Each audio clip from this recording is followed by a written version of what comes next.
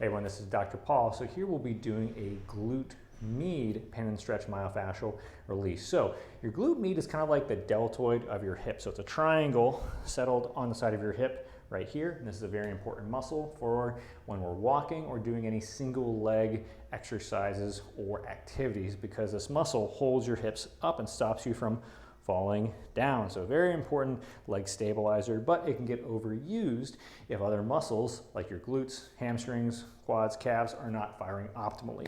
So hit this muscle. So Adam is laying on his side right here, legs are bent. I'm just gonna pull legs back a little bit to make it more stable. Then I'm gonna borrow this top leg, bring it up. So I'm gonna find that glute med right here. I'm gonna find the hip bone here, go slightly lower and find this muscle here. So usually there's some tension on the side, on the front most often.